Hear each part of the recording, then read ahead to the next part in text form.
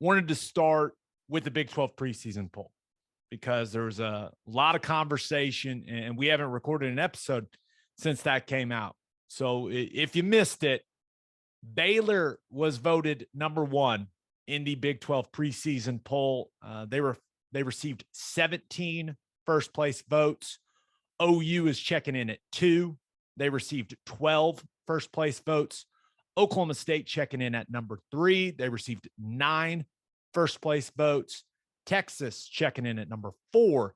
They received 2 first place votes. Kansas State checking in at number 5 in the Big 12 preseason poll. Iowa State checking in at 6, and they received a first place vote, which is very interesting. TCU at 7, West Virginia at 8, Texas Tech at 9, and the Kansas Jayhawks bringing it up the rear at 10 in the Big 12 preseason poll. So been a lot of conversation about this already, Ted, but when you saw it, what kind of stood out initially?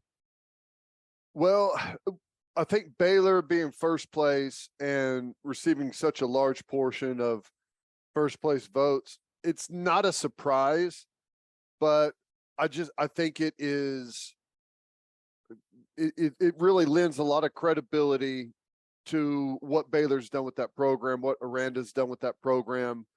That so many people, knowing what they've lost, would still vote them as first place, who they think is going to win the conference this year. I think that says a lot about what people think of Aranda, his staff, the culture they've built there, the program, not just last year's team, but the program. I thought that was pretty interesting.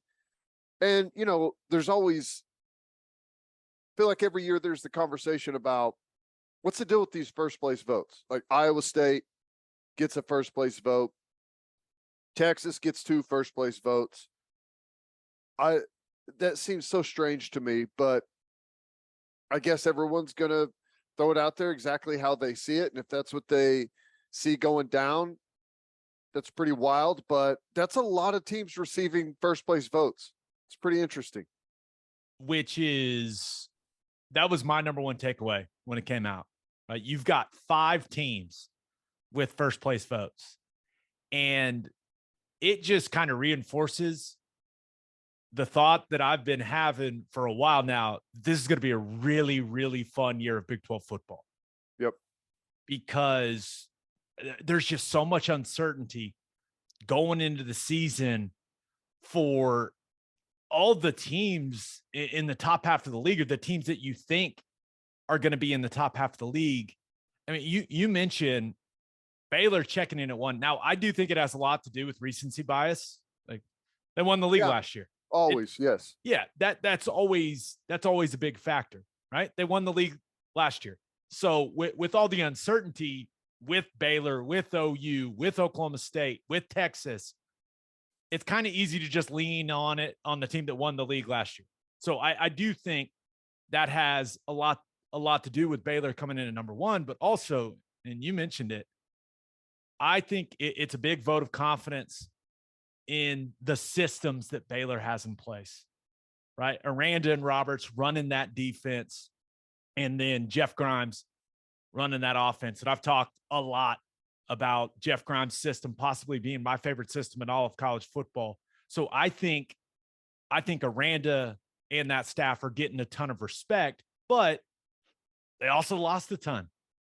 Lost your best 2 running backs, your best wide receiver, your quarterback. I know that Shapen, he was the Big 12 championship game MVP. I understand that, but he hasn't played a ton of football. You lost your best linebacker, your best defensive backs. So there's a lot of holes. But one thing about Baylor, that when you look at everyone else in the conference, I think they have the offensive line and defensive line that you can look at it and go, okay, yeah, I kind of know what I'm getting from those guys. Yep. And that's big, right? That's where these games are decided, at the line of scrimmage. And you've got all those defensive linemen back for Baylor. You got the player kid that transferred in from Tulsa there. So it makes a lot of sense, but yeah. such a big deal was made out of OU only having the punter on the preseason All Big 12 team, and then they checked in at 2. It just made me laugh. Yeah. Yeah, it's kind of funny how that thing checked in at 2 at 12 first place votes. Like whenever all the points were tallied, they were really close to being first. But I'll tell you what I think is interesting. Of the top 6 teams, Baylor, OU, Oklahoma State, Texas, Kansas State, Iowa State, only one school has a returning starter at quarterback. Only one. And that's Oklahoma State. So really, and quarterback matters a lot for Oklahoma. Baylor will win the conference if Dylan Gabriel's not better than Chapin. Do you agree with that?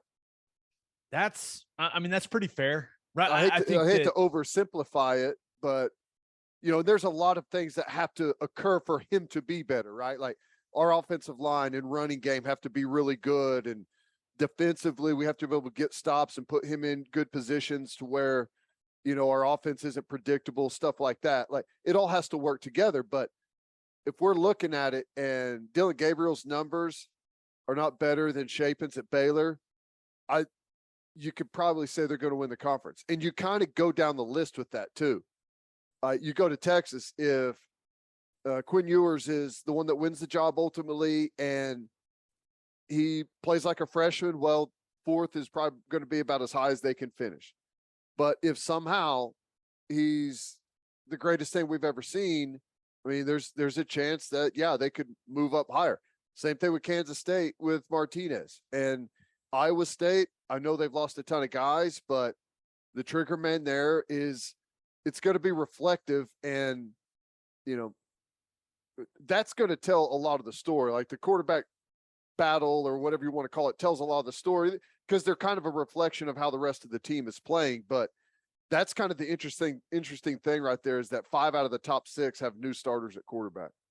Yeah, and I was thinking about the one first place vote Iowa State got, and I was like, what could it possibly be? Like they lost so many guys, like Purdy and Brees Hall and Eisworth and Rose and all those guys. And then it kind of dawned on me. If you're looking at the league heading into the year, yeah, Iowa State probably going to be in a more comfortable position, right? Being the underdog, not having such high expectations like they had heading into last season. But if there's one thing you feel like you can count on, one unit you feel like is going to, play at a pretty consistently high level, John Haycock's defense is maybe the unit you choose, right? It's the most proven group. I mean, they have been consistently good on the defensive side of the ball for several years now. And I was thinking maybe that's what that one person was thinking, like, hey, there's all this uncertainty heading into the league this year. Maybe Iowa State's defense is what I can count on. That was the only thing that kind of made sense to me, maybe. I was thinking it was a dartboard, and you just throw the dart up at the board, and whatever team it lands on is who you take as first place. Hey, I respect the hell out of Campbell and Heacock and those guys and what they've done with that program. The players that they develop have been just top-notch college football players. And frankly, I just don't know enough about them. Like, they're filling so many spaces from such experienced players that there's no way I could ever predict them to win the conference. It's just not, because they had all those guys as seniors and 5th-year seniors, super seniors, guys that came back, didn't go to the draft. They had all of those guys together and didn't win the conference and didn't really even get close. So whenever that happened, there's no way I could, after that, pick them to win it. That's wild. Yeah. One other thing that surprised me was the 9 first place votes for Oklahoma State. I mean, other than that group of defensive linemen they got back, which once again, just like Baylor, maybe that's what they're thinking. But I feel like that's a lot of first place votes for them.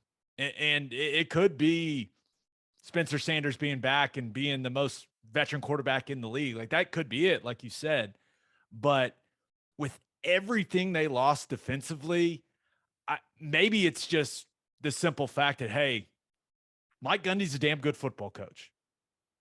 And he is. So I wasn't surprised at all that they were picked third, but I was a little surprised that they received that many first place votes. But I mean, once again, played in they were 2 inches away from being Big 12 champions last year. But with everything they lost defensively at the linebacker level and in the secondary, and then losing Knowles, I thought 9 was a lot of first place votes for kind of the uncertainty they have, just like the rest of the conference heading into the year. Yep. And we've talked about it, but Oklahoma State's formula last year was great for Spencer Sanders. The formula this year, I think it's going to be different. I think it's going to be a little bit more opened up offensively, because defensively, they're not going to be able to hold people to 13, 17, 20 routinely in games. They're going to have to score some points. They're going to have to open it up, force some stuff, and that leads to turnovers from him. That's the history. So I think the formula changing for Oklahoma State is going to be a big detriment to their win-loss record. Yeah, we'll see. It's going to be, it's going to be really fun. I will say, when OU came in at number 2, right, with only Turk being on the preseason All Big 12 team, it told me a lot about how this team is being viewed. I think people know that Brent Venables is a really damn good football coach. I think they know OU has really good players. I think they know that OU is going to be a tougher, more physical football team. People may just not 100% know who the big-time playmakers are going to be. Right now, we assume it's going to be Mims. We assume it's going to be Eric Gray. We assume that Dylan Gabriel obviously is going to be playing at a high level at quarterback. But I think the one thing that could have some people hesitant voting OU first is you've got all these really good parts, right? BV is arguably he is, if not the best, one of the best defensive minds in all of college football. You know that Jeff Lebby is one of the best offense coordinators in college football. Dylan Gabriel has had success and has been a productive college quarterback. But will it all come together? The parts are good. Will the sum be as good as the parts or better than the parts? That's probably a little of the uncertainty that people have. But yeah, it was awfully funny seeing all the OU fans be like, wait, you guys didn't think any of the players were worth being preseason All Big 12, but you almost picked us to win the league, really? And it did give me a good chuckle. Well, it's even happened after the season. What was it? Was it the 2020 year where, we played Iowa State in the Big 12 championship, and I don't remember who all it was, but we didn't have very many guys on the All Big 12 list at all. And Iowa State had guys. It's when Lincoln made that quote, "I don't know how we won a game," and then they still continue to win the league. So feels like there's been some bias there for whatever reason. But here's what I think happens a lot. And this isn't to like try and speak down to people that cover the sport or fans of the sport, but I think we've gotten into we're so fantasy football oriented that we think about like who's going to have however many receiving yards or touchdowns, and are we going to have a running back that rushes for 1,500 yards, and what's Dylan Gabriel's numbers going to look like? And all of those things matter. 100% they do. But the biggest, I've said openly since probably February or so, that Oklahoma will win a national championship in 3 years.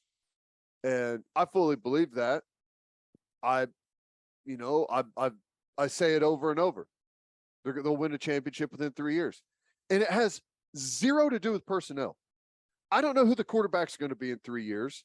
I don't know who the running back is.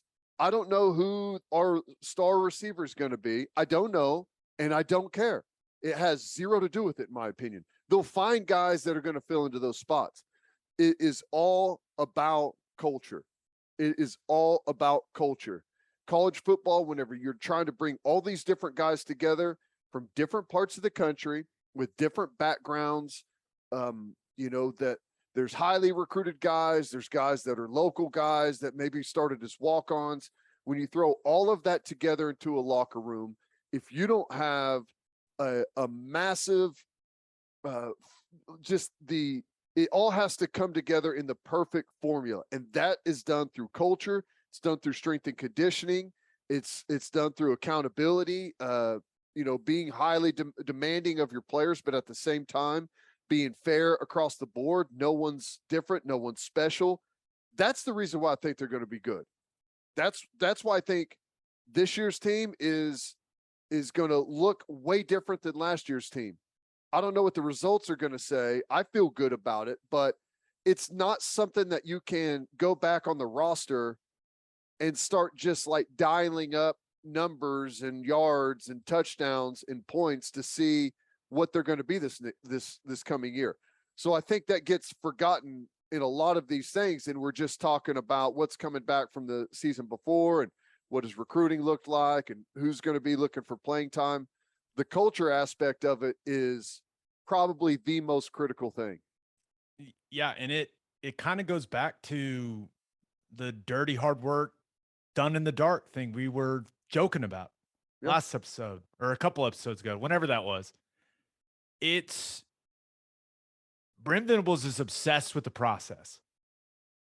He is obsessed with the day to day, the hour by hour, the minute by minute. Like that is what he is obsessed with. And his whole philosophy, his whole mentality is that if you put the work in, eventually you're going to reap the rewards from it. And he's going to find guys that will completely buy in to that line of thinking. And if he finds the right guys and everything goes according to plan, they're going to want to win a lot of football games with the resources available to OU. I mean, it's just so, I mean, you saying that, it's really just you believing in Venables and how he operates. I mean, that's what it's all about when you're saying, hey, they'll win a title in the next 3 years. Yeah. And it's like I said, like the recruiting is going well. I think it's going to continue to go well. I think it's going to get better and better. I think there's going to be some growing pains whenever you take like the previous way of doing things and the current way of doing things, and you slam those two philosophies together. Right, there's going to be some push and pull there. It changes hard, man, especially whenever it's going from easier to way, way, way more difficult. That change is tough, and there can be some resistance in there from a bunch of different people, from administration, from coaches, on the staff, from players, from fans. I mean, there's it's change is hard. Everyone always wants to do it the way we've always done it, right? Like that's kind of the thing. So it's going to be a process, but if there's anyone on the planet that will not change and will not back down and will not step away from principles, it'll be Brent Venables. Yeah. Well, one last thing on the preseason poll. Did you see the OU football Twitter put out the dirty hard work done in the dark with like the taking notes emoji? Right. Like, yes. okay, second. Now, first of all, so many people text me about that. Like, what the hell is that? So I had to explain the meaning behind it, the philosophy and all that. And then I always ended it with, yeah, it's hilarious. Yeah, it's really funny. It's impossible not to laugh at. But it appears that Brent Venables and the staff, really the players, everyone involved with the program, keeping some receipts, Ted. That's what it looks like. I love it. Yeah, there's some stuff going on out there, and some of it is justified. Like number two, I think you're totally justified if you think that Baylor is going to win the conference this year. It's hard for me to argue against that. I think there's justification in that. But, seeing some of the commentary on this, like I saw one guy, he covers Baylor. Oh yeah, he picked OU sixth. You can't you can't be taken seriously if you're doing that. No, just can't.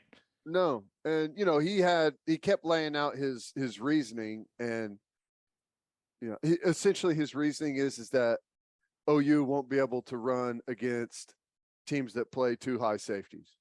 And I'm like, well, he's right. Yeah. If they can't run against too high, a too high shell, that, going to be a big trouble. That would be bad. That's true. But I just laugh at there's it's like, oh my God, cancel the game. We give up. We just can't do anything. And it's like, why do you think that everyone else will be able to do that, but OU won't? Right? All these other teams in front of OU will be able to do that. It's just, it's interesting to me. And hey, it's the off season. We all have opinions. We'll know in early December who's the Big 12 champ. But I'll say this: it's yet another year where I think this conference is going to be ultra competitive. Like the top 6 teams, I think, are, for the most part, a lot of those teams could beat one another on a given Saturday. OSU, Texas, don't know. Kansas State, Oklahoma State, don't know. Some of these games are just going to be toss-ups, and that's a good thing. Yeah. Well, if Adrian Martinez plays really well. Kansas State's going to be really tough. They're going to be really tough anyways. But if he doesn't turn the football over, and it's a big if, man. Yeah, I know. It's going to be a totally different style, and if he adopts it well, and they're a scary team. Their defense is going to be really solid. They've got an absolute stud in the backfield and a big, fast, physical quarterback that can throw well and can be a really dangerous weapon on the ground. Yeah. It's going to be a fun year, man. It really is.